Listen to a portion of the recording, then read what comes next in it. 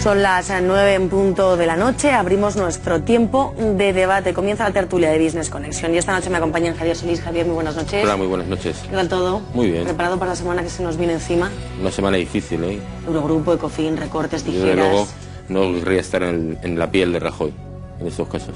No, ni en la piel de nuestro bolsillo tampoco. Pablo Gaya, muy buenas noches. Hola Marta, ¿qué tal? ¿Todo bien? Todo bien. Semana decisiva, Manuel Llamas, ¿pilas cargadas? Totalmente decisiva. Veremos qué anuncia finalmente el gobierno. Yo espero que sea más recorte de gastos que aumento de impuestos, pero mucho me temo que va a ser más de lo segundo que de lo primero. Así que bueno, veremos a ver qué pasa. Vámonos hasta Bruselas. Lo primero de todo, vamos a actualizar la información porque nuestros socios europeos están pidiendo al Ejecutivo de Mariano Rajoy que haga de una vez por todas lo que ellos quieren y que, como siempre, paguen los errores los mismos de siempre. Hasta allí nos vamos. Allí está nuestra corresponsal, Mirenchu Arroqui. Mirenchu, muy buenas tardes. Buenas tardes, pues la reunión del Eurogrupo todavía no ha terminado, estamos a la espera de esa rueda de prensa final. Eso sí, hoy se espera que nuestros socios de la moneda única decidan darnos un año más hasta el 2014 para que nuestro déficit público sea del 3%. Eso sí, no lo van a hacer de manera gratuita. Lo que se pide en ese borrador del Eurogrupo, que ahora mismo se está estudiando, es que España ponga en marcha ya de manera urgente las medidas que ya le lleva pidiendo la Comisión Europea desde hace tiempo y que también detalle cuál va a ser los presupuestos para el año 2013 y para el 2014. Además, cada 3 meses tendríamos que presentar un informe con los ajustes que nos están exigiendo nuestros socios de la moneda única. Hoy los miembros de la zona euro tienen que votar esto por unanimidad y después esto sería refrendado mañana por el Ecofin por mayoría cualificada. Una de las cosas que ha sorprendido esta tarde es que el presidente del Banco Central, Mario Draghi, ha dicho que cree que una subida de impuestos no es lo mejor para que los países salgan de la recesión económica y él apuesta por un recorte del gasto, a pesar de que la Comisión Europea ha recomendado a España una subida del IVA y hoy esto ha sido anunciado por el Gobierno. Gracias, Mirenchu. Bueno, pues es la última hora que llega desde Bruselas. La cita del día pasa por esa reunión del Eurogrupo. Ya hemos escuchado a nuestra corresponsal. Un año más de plazo para cumplir con esa meta del 3% y un respiro de 1 punto para este año a cambio de esa nueva batería de ajustes, más impuestos y más tijeras que previsiblemente llegarán este miércoles de la mano del presidente del Gobierno, de Mariano Rajoy. Bueno, este miércoles lo anunciará, pero yo creo que hoy ya lo están discutiendo en el Eurogrupo y mañana lo tendrán que aprobar el Ecofin, es decir, que de manera que hoy nos están examinando claramente. Es decir, yo creo que el ministro de Economía ya ha llevado el paquete de medidas para que se la aprueben. Esperemos que sea así, que esas medidas sean claras, precisas, contundentes, con calendario. Hemos comentado aquí que, bueno, pues sí, efectivamente, menos impuestos, o mejor dicho, menos gasto y no tanto subida de impuestos. Yo creo que todo lo que se está solicitando desde la Unión Europea es algo que no es nada nuevo, es decir, se lleva solicitando hace ya bastante tiempo. Y no solamente la Unión Europea, no solamente Bruselas, lo lleva solicitando también el Fondo Monetario, es decir, desde subida del IVA hasta recortes de administraciones públicas, entrar de lleno en el asunto de las comunidades autónomas, donde el gasto está muy desbocado, una política de privatizaciones para desregular un poco, liberalizar un poco más los sectores, bajada de cuotas de seguridad social, etcétera. Es decir, yo creo que es un paquete que yo creo que el Gobierno, desde el día 28, desde luego, donde todos estábamos muy entusiasmados y con lógica, ¿no?, porque se habían firmado unos acuerdos por primera vez en mucho tiempo y unos acuerdos claros y que de alguna manera pues beneficiaban a España y beneficiaban también a Italia. Pero claro, una cosa es que, bueno, pues nos sentemos en la alegría y disfrutemos durante 2 o 3 días, pero los mercados viven de expectativas y viven también de hechos. Y cuando ni las expectativas se producen ni los hechos las confirman, pues la situación es la que estamos volviendo a vivir ahora mismo. Es decir, que la prima de riesgo de nuevo se dispara, que los mercados están empezando otra vez a no creerse lo que está ocurriendo en España, es decir, la política del Gobierno, y el Gobierno sigue perdiendo, desgraciadamente, un tiempo importante. Es decir, por tanto, yo creo que ya no le van a dar mucho más tiempo a este Gobierno para que adopte medidas serias. Claro, la subida de impuestos a todo el mundo nos fastidia, lógicamente, porque hubiera sido mucho más sencillo, mucho mejor para todos que, en fin, hubiera habido recorte de gasto hace ya tiempo, hubieran entrado sobre todo los gastos autonómicos, en los gastos de los ayuntamientos hace mucho más tiempo. Pero, bueno, pues la verdad es que Yo creo que este gobierno, desgraciadamente, ha hecho más política de partido, en muchos casos, que otras cosas, y ha dejado perder un tiempo precioso. Y claro, ahora, pues al final, las medidas que tiene que adoptar van a ser medidas mucho más difíciles que si las hubiera adoptado hace meses, mucho más, digamos, más duras contra la opinión pública, contra los bolsillos de todos los ciudadanos. Maltrechos bolsillos, digamos. Claro, y al final con un coste político todavía mayor. Y esperemos que con esas medidas que va a anunciar el gobierno el miércoles, pero primero, que insisto, tiene que aprobar Bruselas hoy y mañana, pues bueno, los mercados empiecen a creernos, porque si no, desgraciadamente al final a lo mejor se van a tener que convertir en proféticas las palabras del presidente del gobierno. Esperemos que no. Eso de que nos van a sacar de la oficina a todos dentro de unos meses, esperemos que no. En fin, lo que sí que está claro es que Mariano Rajoy vuelve a ceder ante Bruselas y ante los mercados, y como bien decía Javier, veremos cómo se lo toman los inversores, si esta es la definitiva o no, porque las tijeras de Mariano, desde luego que no ahuyentan a los especuladores. Yeah.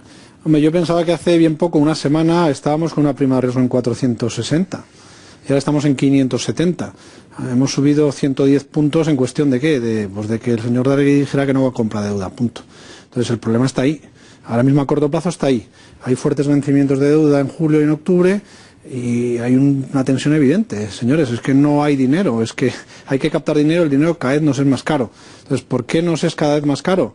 Porque la situación de emergencia para hacerlo caer, digamos, para hacer caer esa prima era precisamente que se aliviara con el Banco Central Europeo, algo que en teoría se pactó y que no parece que se esté ejecutando, que se está dilatando en el tiempo. Que esa no es la solución, de acuerdo, esto es un parche, pero bueno, habrá que poner un parche para que la bicicleta no se nos pinche y podamos llegar a término, ya cambiaremos la rueda. Pero es que ahora mismo da la sensación de que estamos buscando soluciones a medio y largo plazo, que a lo mejor hay que tomar, no digo que no, pero realmente donde está el quid de la cuestión ahora mismo es ahí, es que no nos podemos financiar. Y no nos podemos financiar porque no nos creen, porque fuera dice que somos muy malos y porque se dan informes donde se dice, señores, ustedes tienen que aplicar 62.000 millones para cubrir los agujeros de sus bancos. En un escenario de crisis, de guerra civil. La gente se cree esto y dice, no, España necesita 100.000 millones. Entonces la gente se queda con el run de los 100.000 millones, que mal está el sistema bancario español, y a lo mejor son 3 o 4 cajas y Bankia, el que está muy mal, pero no el conjunto del sistema. Entonces habría que ir delimitando algunos temas y luego la postura del banco pues no ayuda y la postura de los socios no ayuda. Lo que dice Finlandia de que no quiere pagar fiestas de los del sur de Europa, pues hombre, pues si somos socios y si no, pues no lo somos. Y si Alemania se hace muy reticente, que no parece que sea el caso, pero dice no, es que yo no quiero financiar tampoco y ni quiero emitir papel moneda, bueno, pues tú hiciste otras cosas en el año 2005 y nadie te dijo nada porque es Alemania, ¿no? Entonces, separemos las cosas. Vamos a ver, aquí hay un problema de financiación evidente y es que no nos financian, punto. Ese es el problema. Y a partir de ahí, veamos cuál es la solución. Sí, ahí podemos poner 18 medidas y seguramente unas entrarán en contradicción con otras. Y unos pensarán que unas son buenas y otras que son malas. Pero a corto plazo, donde el problema está, es un problema puro de financiación. Todo esto es a cambio del rescate al sector financiero español. Pero el sector también va a tener que sufrir lo suyo, un core del 9%, porque Bruselas, o mejor dicho Angela Merkel, quiere más exigencias y ese banco malo que ha evitado Luis de Guindos hablar de él en Bruselas. Parece que le da miedo la palabra por las reacciones que pueda tener dentro del sector. Banco malo. Bueno, el sistema financiero español en sí es un banco malo. Por lo tanto, es un poco absurdo hablar de banco malo. Está cargado de activos inmobiliarios, la mayoría de entidades, y a eso se le suma un activo tóxico creciente, que es la deuda pública española, con un riesgo de insolvencia y de impago cada vez mayor. ¿Por qué a España no le financian los inversores extranjeros? Pues básicamente porque no creen en la solvencia de España, no creen en la capacidad del Estado español para devolver lo que debe, sin más. Ni más ni menos. ¿Y por qué? Pues porque sigue gastando muchísimo más de lo que ingresa, y ello en medio de una recesión brutal. La reducción del déficit público el año pasado fue ridícula, exigua, totalmente bochornosa, un 8,9% del PIB. Hemos bajado el déficit del 9,1% en el año 2010 al 8,9% en el año 2011. ¿Dónde está el ejercicio de austeridad?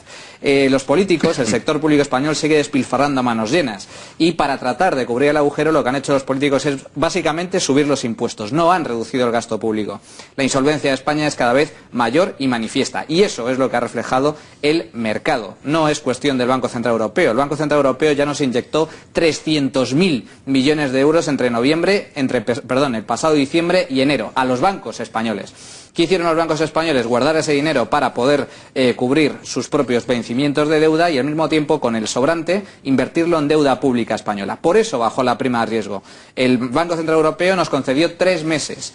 3 meses fue lo que duró ese efecto placebo. ¿Y qué es lo que pasó? Pues que el gobierno, puesto que ya no tenía la presión de la prima de riesgo, no presentó los presupuestos generales del Estado. Retrasó su presentación para el mes de abril. No redujo el gasto público, siguió despilfarrando a manos llenas. Eso sí, subió los impuestos. La prima de riesgo, que suba la prima de riesgo, no solo refleja la realidad de la solvencia española, sino que es bueno para este país. Es bueno que la prima de riesgo suba y es bueno que los inversores presionen, porque es la única forma que tienen los políticos para reducir su gasto público y poner la casa en orden, reestructurar el Estado y reducir el sector público. Por lo tanto, espero que eso se manifieste a partir de ahora gracias a la intervención.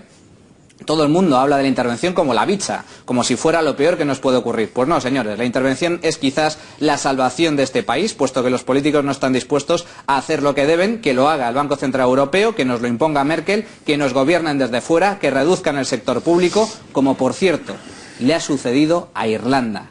Irlanda fue intervenida, fue rescatada en noviembre del año 2010. Un año y medio después se financian los mercados y muy posiblemente a finales de este año se financiará completamente los mercados. Pues bien, ha hecho las reformas, ha reducido el gasto público.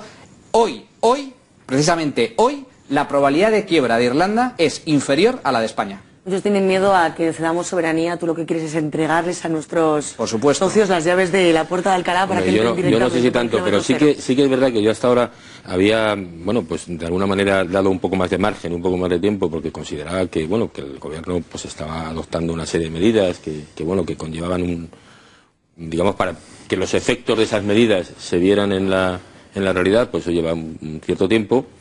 Pero hay que reconocer que mientras que, por ejemplo, el caso de Monti, en fin, después de la reunión de Eurogrupo del 28 y el 29, las medidas que ha adoptado han sido muy drásticas y muy importantes, además, en cuanto a adelgazamiento de la administración pública, del Estado, en definitiva, han sido muy importantes. También es cierto que Monti es un técnico y Rajoy pues es un político, ¿no?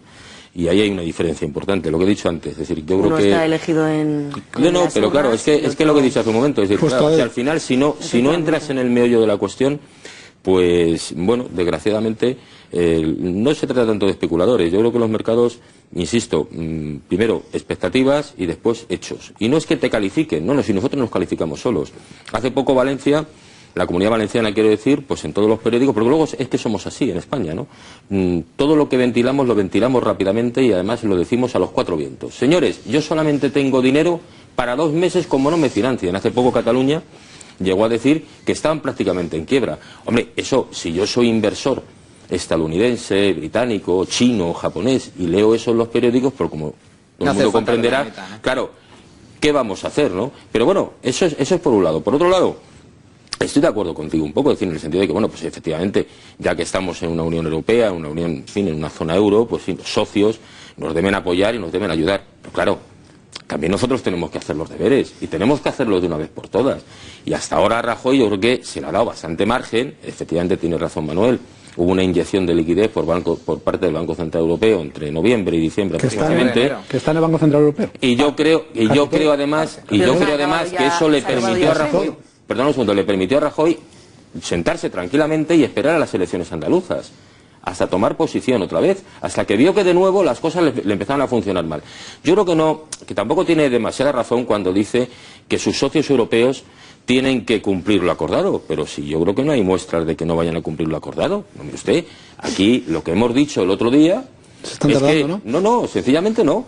Vamos a ver, lo que hemos dicho el otro día es que, primero, el rescate bancario va a ser, bueno, la cifra que usted me dé, pues efectivamente va a ser esa, 62.000 millones aproximadamente. Se puede ingresar directamente al sector financiero, pero claro, se va a ingresar una vez que el Banco Central Europeo sea supervisor único, habrá que esperar un tiempo, el tiempo que, hombre, lo antes posible, pero el tiempo. Y luego, por supuesto, esa deuda no será preferente respecto a la deuda de otros acreedores. Eso yo creo que es importante. Nadie te está diciendo nada al respecto. Pero claro, también te están diciendo algo muy importante, que yo creo que eso es lógico. Tanto las entidades financieras que reciban ayudas como el propio Estado español tiene que cumplir con unos requisitos. Y hasta ahora, yo creo que lo que ha hecho Rajoy, desde mi punto de vista, es dilatar y sobre todo además granjearse una cierta desconfianza fuera. Es decir, si a ti te están pidiendo que envíen los presupuestos en el mes de marzo y tú sigues dilatando y en fin, te tienen que llamar la atención en varias ocasiones porque no los das, pues claro, ya empezamos mal. Claro, Javier, ya empezamos mal. Todos estos ajustes, este nuevo agujero del cinturón que nos vamos a tener que apretar todos los españoles, es por el sector financiero. No solo por el sector financiero, es porque tenemos también una deuda pública importante. Por ahora va directamente al sector financiero. Veremos si luego hay un rescate a España en toda regla. ¿Vamos a exigirles más a las entidades? Sí. ¿Van a tener que hacer esfuerzos las entidades? Sí. Pero todos los gestores, por ejemplo... Ahí está, por eso digo yo, a la calle. Que es que el asunto es que no entran en el... Pero todavía no hemos Claro que no, pues ahí está la cuestión. Bueno, pero porque yo creo que para que la sociedad pueda entender, también tienen que depurarse es que tampoco se traslada a la sociedad. Esa es una gran inmoralidad dentro del sistema financiero español. Todas las cajas de ahorros intervenidas ha sido un auténtico escándalo. Se han ido de rositas, no ha pasado absolutamente nada. El FROP ha entrado, ha tomado el control y muchos consejeros permanecían en sus sillones y seguían cobrando unas auténticas barbaridades. Yo creo que sabemos si siguen cobrando. Yo creo que en muchos casos hay responsabilidad penal. Y este país hay una querella presentada donde urgentemente que la justicia funcione. Y efectivamente, si se demuestra que ha habido fraude documental, engaño y malversación, pues lógicamente hacer cumplir la ley y la gente que sea responsable ir a la cárcel. Pero independientemente de eso, oye, es que no se exigen condiciones a la banca, faltaría menos, es que nos van a rescatar parcialmente. Y el hecho, cuidado, se habla de 62.000 millones de euros. Esto es lo donde quería entrar. Eso según las auditoras externas, Berger y Wyman. Vale, muy bien. ¿Cómo las llamabas tú, Pablo? Oliver y Benji. Oliver y Benji, vale, 62.000 millones. Pero hoy ha salido un dato interesante. Claro, Bruselas va a exigir una ratio de capital mínimo del 9%. Pues bien, eso ya desbarata totalmente los cálculos de ambas auditoras. ¿Por qué? Porque ellas, en el escenario adverso, calculaban o estimaban unas necesidades de capital de 62.000 millones con un ratio de capital del 6%. Si le sumamos, o esas entidades tienen que subir al 9%, lógicamente esos son 30.000 millones más. Nos vamos a 90.000 millones de euros. Esa es la realidad. Lo que pasa es que yo niego la mayor. Yo creo que el mecanismo para rescatar al sistema financiero español no consiste en un bailout, sino en un bail-in, cosa que defiende, por cierto, la Comisión Europea y que defiende incluso el Fondo Monetario Internacional. Y no es ni más ni menos que convertir deuda bancaria, es decir, que los acreedores se conviertan en accionistas. Ese es el mecanismo para que el contribuyente no tenga que pagar ni un euro de ese descalabro. Pero es que además lo que dice... Entonces, ¿cómo cumplimos con Basilea? ¿Cómo cumplimos con Basilea? ¿Cómo cumplimos con Basilea? Sí, si tú planteas lo que es, ¿quién pone el dinero fresco? ¿Cómo? ¿Qué? ¿Quién pone el dinero fresco si los acreedores se hacen accionistas? Automáticamente la entidad queda capitalizada. Sí, pero tú tapa el agujero, porque estamos diciendo que un activo que vale 100 ahora vale 20. Ahí hay que tapar un agujero. Sí, eso es Entonces, ¿quién pone el dinero? Pone el dinero los acreedores, que son los que han invertido. ¿Y van a ir a una ampliación de capital? ¿Y van a ir a una ampliación de capital? No, transformación, conversión obligatoria de deuda en capital. Sí, pero que el agujero no queda... ¿Pero quién pone la pasta para el agujero de los activos? Lo que estoy diciendo es que esos 60.000 millones de euros... ¿Que tienen que poner dinero extra? Que tienes que poner... Pues si se tiene que poner dinero extra, se pondría. Pero yo considero... ¿Quién lo pone? ¿Quién lo pone? Deuda subordinada. ¿Quién lo pone? Es que no creo que haría falta, no creo que hiciera falta. Hombre, si hace falta. Transformando deuda subordinada. No. Deuda subordinada y deuda. Pero si aquí el problema, perdona Manuel, aquí el problema... Se cubría el agujero. Perdona Manuel, si aquí el problema solamente es que, mira, vamos a ver, aquí lo que hay es una gran desconfianza en el sector financiero, y lo malo es que están pagando justos por pecadores. Es verdad que hay una serie de bancos y entidades, gracias a Dios, que están muy bien, y hay unas entidades que están muy mal, donde efectivamente, como bien ha dicho Manuel, se han cometido verdaderos escándalos. Pero escándalos. No. Tú has dicho que era todo el sistema financiero, es el 70%, no creo que esté tan mal. No está mal. Si no digo, el 30% está mal. No todo el sistema financiero está mal. Oye, ¿me permitís un segundo, por favor? No, pero no nos tiremos piedras. ¿Me permitís un segundo? Simplemente decir que al final es verdad que es una inmoralidad lo que ha ocurrido en muchas cajas de ahorros, en algunas al menos. Algunas efectivamente ya han recibido bueno, hay algunos consejeros que ya están imputados en una caja de ahorros en concreto, en Bankia, pues hay 32, empezando por su expresidente y el resto de consejeros. Yo creo que ahí se están depurando. Aquí lo malo de todo... No se está depurando nada. No, espera. Aquí lo malo de todo, que es a dónde iba, es que aquí, primero, no se quiso, el gobierno, mejor dicho, ni el gobierno ni la oposición, porque en el fondo tampoco lo quería mucho el PSOE. Ni comisión de investigación sobre el asunto Bankia, ni comisión de investigación sobre otras cajas de ahorros. Al final ha tenido que ser la Audiencia Nacional la que de entrada, y anticorrupción, los que de entrada están abriendo vías penales. Ha sido UPyD. No, pero también otras vías penales, porque no, en Caixa Cataluña ha habido querellas incluso de pequeños poseedores de preferentes, etcétera. O sea, quiero decir que, claro, si tú ves eso, dices, hombre, todo eso suma más. Hombre, falta de credibilidad, falta de transparencia. Estos señores, hombre, no comunican bien. Por ejemplo, ahora mismo acabamos de ver, esta mañana, acabamos de escuchar al ministro de Hacienda hablando de la posible subida del IVA. Pero no tenemos muy claro. Nada, eso está más sí está muy claro, pero digo posible porque tampoco lo dice, lo dirá el miércoles, pero no lo dice mucho, no lo explica bien. Yo estoy cansado de escuchar a otros líderes europeos que están en situaciones complicadas, como puede ser el primer ministro italiano, explica además con una pedagogía bastante interesante las medidas que tiene que adoptar, da entrevistas a los medios de comunicación extranjeros para explicar lo que está haciendo Italia y cómo lo tiene que hacer, y aquí se comunica mal a los medios extranjeros y no a los medios y a los nacionales, pero quiero decir con esto con los dedos de una mano. No, pero si el gobierno no se las da a nadie, o sea, al final comunica de vez en cuando, y lo comunica además utilizando una política que a mí de verdad me está sorprendiendo, en fin, por lo negativo. Es decir, oiga, de manera gradual todas las medidas, cada viernes nos despertamos con algo nuevo. Oiga, ¿por qué no va de una vez por todas? Llevamos un mes y medio que no se ha adoptado ninguna reforma estructural, si son todo, o sea... Bueno, un mes y medio no, ninguna. Vamos a cambiar... No se ha adoptado ninguna reforma estructural. En los últimos mes y medio no. Vamos a cambiar de asunto, que entramos en la recta final de la tertulia. Quiero que escuchen las declaraciones, el mensajito que hoy dejaba Mario Draghi para el Ejecutivo español. El Banco Central Europeo, y esto molestó a algunos miembros de este comité, mantiene abierta la línea de liquidez para todos los bancos solventes de la zona euro. Bueno, pues ese era el mensaje que dejaba al sector financiero, pero también tenía un mensaje para España y para otras muchas economías. Más recorte del gasto y menos subida de impuestos. Por cierto, que hoy nos hemos quedado sin ese sillón dentro del Banco Central Europeo que ocupaba González Páramo, se le va a quedar el luxemburgués. Por lo tanto, tenemos un poquito menos de peso en otro organismo internacional y esto es un flaco favor para España. Señores. Pues bueno. Mario Draghi, a ver, ¿quién quiere analizar? Yo no soy ningún amante de Mario Draghi, pero lo que ha dicho hoy es digno de aplauso. Muy bien, es que lo ha dicho además claramente, menos subida de impuestos, no subir impuestos, recortar gasto para reducir el déficit público y más reformas estructurales para potenciar el crecimiento. Yo creo que esa es la senda, pero por desgracia el gobierno actual ha emprendido la senda contraria, ha subido los impuestos de forma brutal. ¿Pero por iniciativa propia o por exigencias? Es que el FMI dijo lo contrario, ¿no?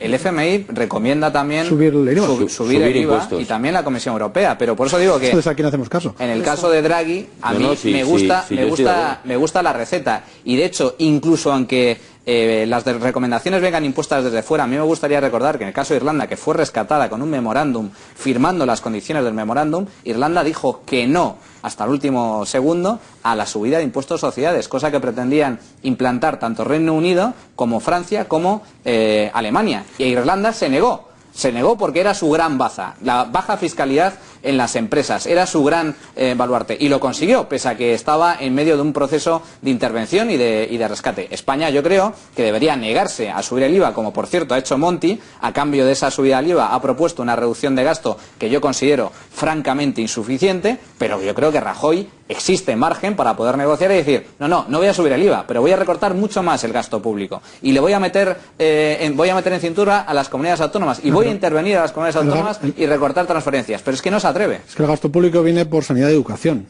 Es que eso no será el 70%. No. La mayoría. Pero no solo eso. No, cuidado. Mira, acaba de apuntar una cosa muy importante, transferencias. Y eso es algo que incluso dentro del PP alguien propuso, concretamente a la presidenta de la Comunidad de Madrid. Dijo, oye, pues nada, pues hay una serie de competencias que podían pasar otra vez al Estado. Y desde luego una de las cosas que también se propuso en su momento, por ejemplo, es reducir el número de municipios que hay un fin. Sí, pero yo creo que también... Y luego, por supuesto, por supuesto privatizar muchos servicios públicos que no están privatizados. Se pueden privatizar. Es decir, yo creo que hay mucho margen. Pero bien es cierto que lo que dice Manuel y lo que has dicho tú también, es verdad que el Fondo Monetario y Bruselas han apostado por la subida del IVA. Y es algo que van a hacer. Subir el IRPF. Digo la subida del IVA y otra serie de condiciones que nos están poniendo. Pero yo creo que además de eso, es que de verdad estoy convencido que mientras no se entre de lleno en el recorte del gasto de las administraciones públicas, no salimos. Eso por un lado, y por otro lado, transparencia, y vuelvo a insistir, transparencia y credibilidad también del sector financiero. En todos los aspectos. Pero vamos a ver, seamos claros, el 70 o más % del gasto viene por lo que viene, que es la educación y la sanidad. Viene el ejército, viene un montón de servicios públicos. Los ayuntamientos y gastos menores no quitan tanto gasto. El que quitemos el Arateco, el Defensor del Pueblo, pues bueno, está bien, pero no va a ser... Yo hablo de organismos pero es que no nos quedan privatizaciones, no nos quedan... Servicios públicos sí. Que no nos quedan tantos. No que para... Servicios públicos sí, y privatizaciones también. 20.000 millones de euros en lotería. activos. ¿Y vas a venderlo ahora, en el primer momento? Pues hay que vender todo lo que hay que vender. Lotería, ENA, Renfe, Correos... Para nada. Y servicios públicos de los municipios y de las comunidades autónomas. Pero vas a malvenderlas. Sí, malvenderlas. Pues bueno, a mí no me parece buena idea. Pues a mí me parece todo lo que si no hay más remedio... Hombre, es que vamos a ver, la única empresa que... Pongamos el centro del foco, y el centro del foco, bajo mi punto de vista, no está ahí. El problema está en un tema financiero que es el que nos está acuciando en los últimos 3 meses. Porque el gobierno desde diciembre hizo reformas. Tú pensarás que son pocas, y tú a lo mejor también, pero son reformas importantes las que se han hecho. No, si se han hecho importantes, pero quedan muchas. En el poder haciendo algunas reformas importantes. Se ha subido el IRPF, se ha coordinado el gasto público a nivel estatal y a nivel autonómico, se ha modificado el sistema del mercado de trabajo, se han hecho medidas de cierto calado. Entonces, hemos hecho cosas, pero donde nos están poniendo el foco es en que no se creen las cuentas básicamente de nuestros bancos, porque piensan que nos lo hemos gastado en pisos y tenemos una cosa que valía 100 y ahora vale 20, y eso es un agujero que hay que cubrir. Entonces, todo el problema financiero en los últimos 3 meses y la prima de riesgo ha venido derivado por eso. Hombre, y un déficit público desboca también, que estamos en el 8. Es que ha vuelto a crecer el déficit público al mes de mayo ha vuelto a crecer. Vamos a ver, pero no miremos tan al día el déficit público. Bueno, vale, pero es que, ¿por qué cae? Pues porque estamos en caída libre en actividad económica y porque no se está produciendo nada y porque no se están generando impuestos.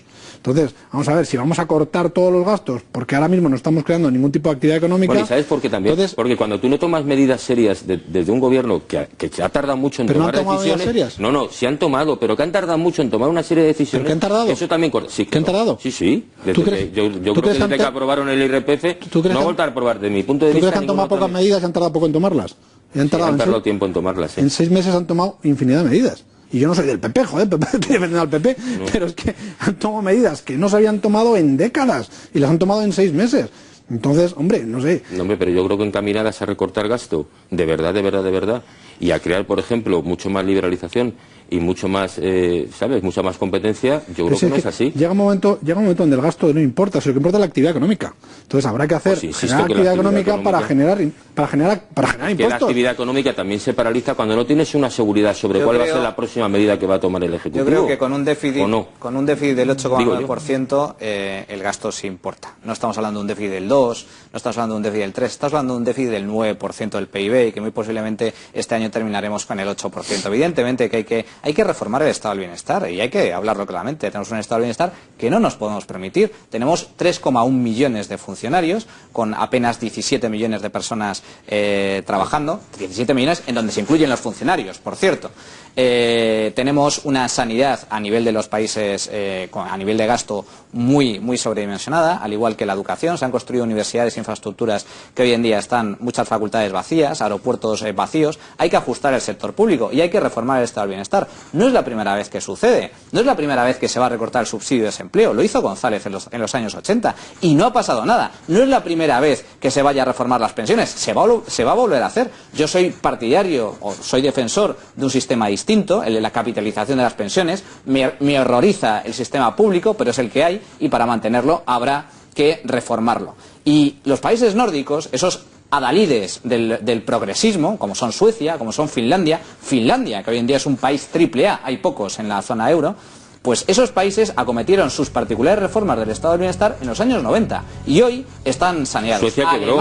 Suecia llegó a quebrar en los 90. Alemania ha hecho reformas de flexibilización del mercado y de reducción del estado del bienestar también hace 10 años y ahora está creciendo. Esa es la senda, no hay otra.